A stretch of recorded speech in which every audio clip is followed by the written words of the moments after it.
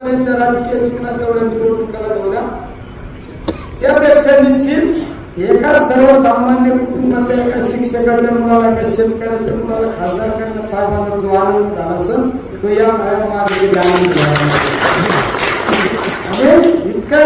इतक्या निवडणूक अतिशय काटेकोरपणे पार पडली. सगळं म्हणजे कायदेशीर भाषा मला खऱ्या अर्थाने आता निवडणुकीत करावी. कायदेशीर केली आमदारकीपर्यंत चालता निवडणूक आणली केली. आमदारकी हे थोडा होता ना भाग म्हणजे चालू मीच मॅनेज करायची यंत्रणा सगळं मला काही एवढा अनुभव नाही. पण इथं वकिलापासून मला सामोरं जावं लागलं. पण सामोरं जावं लागलं म्हणजे मला कळलं निवडणूक नोटीस येते त्याला उत्तर द्यावं लागलं.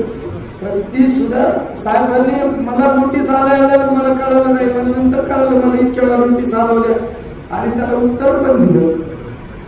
म्हणजे किती मायक्रो प्लॅनिंग काय नाही तर मी चिंतित झालो असतो बरं का. मला हे या गोष्टी कळलं टेक्निकल खरं नसतं का. मला वकील घ्यावं लागलं निवडणूक वकील लागतो एखादा हुशार आपल्याला नोटीस आल्या त्याला उत्तर द्यावं. मी म्हणलं जाऊ आल्या नोटीस त्या टाकून म्हणलं असतो.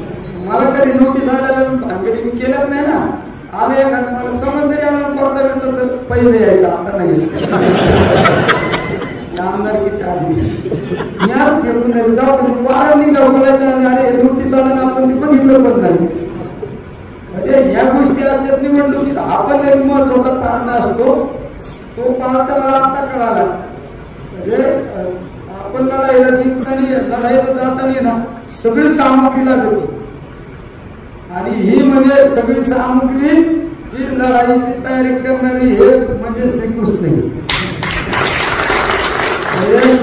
चक्र आहे ना सुदर्शन चक्र खतरनाक आहे ना. पोटातून बाहेर निघलं ते किसका भी छेद कर सकते कोणाचा पण करू शकते. त्यामुळे साहेब तुम्हाला जास्त आता मी वेळेवर बोललोय पण तुम्हाला शामत साहेब खरंच तुम्ही मला कमी स्वर बसत नाही. मी खासदार झालो पण लोक म्हणतात झालो आता तुम्हाला भेटलं तुम्ही सरकार केल्यावर मला अनुभव गॅरंटी पडली. आता थोडं मार्गदर्शन पण साहेबकडे घेऊन करा आणि थोडा मी आरामी समजून घेऊ चला. आणि पुन्हा एकदा साहेबांना मी खऱ्या अर्थाने पुन्हा एकदा धन्यवाद देतो. तो थांबतो. रामकृष्ण आंदोलन सुद्धा ना यांना विचारावं लागेल ना. 13 तारखेला निवडणूक झाली 14 तारखेलाच आंदोलन जाहीर केलं.